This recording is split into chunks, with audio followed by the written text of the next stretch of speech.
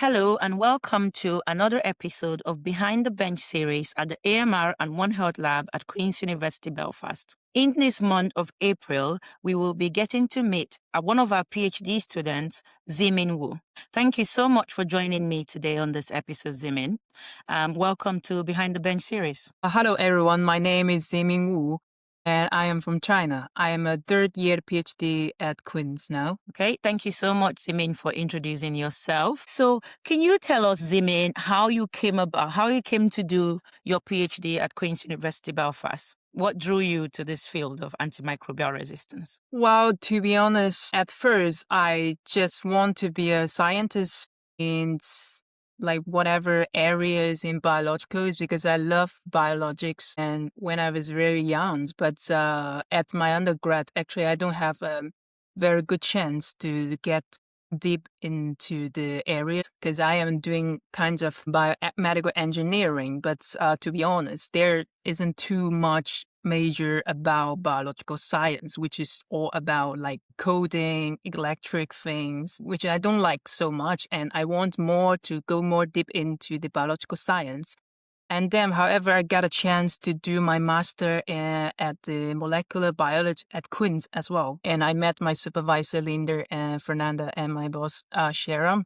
And I think that's the second reason that that make me love biological science is because of my supervisory teams, mainly based on the person. Because I just want at first I just want to become a scientist in this area, but I don't know like which area are perfect for me. So basically, I think why I am here is all based on the second reason is my supervisory team. It is a chance that I can get close to a scientist in the biological science. So I think it's my professor, my supervisor who make me like love this area. Okay, so you must have done something really good and impressed your team so much that they decided that you would be a good candidate for a PhD student. Is that correct? I hope so. Yeah. Okay, so tell us a little bit more about that process. So once you finished your master's degree, and you were thinking about doing a PhD, what was the application process like? Actually, it is a bit different, the application of my one with the others because I did the master here, so I know everyone. And basically, they send me an invitation directly without an interview. So I just need to sign all the form, all the information that I need, and just apply for the visa and just complete my like a topic report about what I am going to do and what is my plan. And I just need to submit to the school, and then like basically just like that's not so complex for me. Yeah, well done. I think it's always interesting to write a research proposal to see what the student is planning to do. So, can you tell us what your PhD and your current research project is broadly about? I would considering my topic as AMR profiling in the unculturable microbes, because now we have metagenomics. So by comparing this with all we get in the lab, you will find that there are so many different microbes. There still remains unculturable, and to have a better exploration in the AMR area, it's better that we have the pure culture because I did a lot of analysis and I find that we did have some weakness in the data we get from the metagenome assembly genomes. So that's the area that I'm trying to explore is trying to look out if we have another state-of-art technique can help us to get more this kinds of unculturable things and see what's the roles of these unculturable microbes like the different kinds of bacteria or archaea, what roles they're playing in the AMR areas of One Health. Are they helping the AMR gene to transport, or are they directly produce this gene? That is unknown because the unculturable part is actually the majority of the microbial world. That's very impressive work.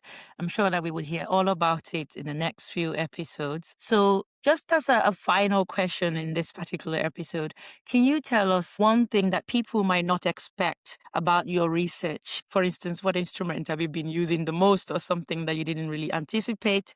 I think the one people wouldn't expect, and also I wouldn't expect, is I get into very deep in bioinformatics because at the first meeting that I was here with my first postdoc, Stephen, I taught him that I hate bioinformatics because in my undergrad, there is a lot of coding like course, but we don't know why we are learning that. So we are learning the skill, but actually we don't have a target.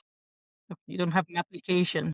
Yes, yes. So for my own personality, I feel that's very boring, and I'm not quite understand why we are learning this very basic thing and what we need to do. But now with the PhD project, I will come up with a target, what I want to achieve first. For example, I want to find out what antimicrobial resistant gene is inside this bacteria. With this target, I would try to look for all the tools, all the bioinformatics skill that I need to achieve this target. By this way, I learn how to use this tool, but not just lease a lot of tool that here is like state-of-art tool. You have to learn all of this tool, but I don't know what's that for, because I think even we need to learn a lot of things, but for humans, you have a limitation to learn like so many things. So I think for me, it's more like straightforward to directly go to the target first, and then you can try to extend it from your targets, but not learn everything from the first time. That's a very interesting take. And I think I completely resonate with you on that. I always ask myself whenever I was in school, even in secondary school, I would say, but why are we learning that? What am I going to use it for? So I completely understand when you want something that you're learning to have an application. And I think it's important maybe for educators to think about that whenever skills are being taught, to kind of give people an idea of what they might use the skill for. But I'm very glad that all of your bioinformatics, which you did and didn't like so very much, is now being useful for you for your PhD project. Do you want to tell us a little bit about your hometown and what that looks like? I am from Guangzhou of China. It's actually the top big city, fourth of the top big city in China, and it's a very modern city and lots of skyscraper. But I would say behind this like modern style, my city is a more combination of like countrysides with the modern city. It's more, how to say, includes different kinds of people because we have the most foreigners there in our cities than the other cities in China. So it's more exclusive, something like that. So you doesn't find so many straffo living in the city. Even people are so hardworking because, how to say, they will always ask you like whatever you are, like a worker, a lawyer, student. When you come to kinds of like a restaurant, they will ask you, have you eat? They won't judge you if you are like has a high salaries or doesn't has a high salary. They won't judge you. They will just care about that. Have you eat anything? Do you want something to eat? Something like that. So it's more exclusive cities. Like, so I would definitely invite you to, if you are going to China to visit my country, I would definitely recommend you to go to my city first because it is more close to, I think, like Tokyo or San Francisco, where you might have been before. That's amazing. And we definitely would take your advice. It sounds like a lovely place to be. So thank you so very much for joining us on this episode of Behind the Bench series, Ziming. I am sure that in the next 2 episodes, we'll be learning a lot more about your research and a lot more about the things that you've been learning as part of your PhD. So we look forward to having you back. Have a lovely day. Take care. Okay, see you.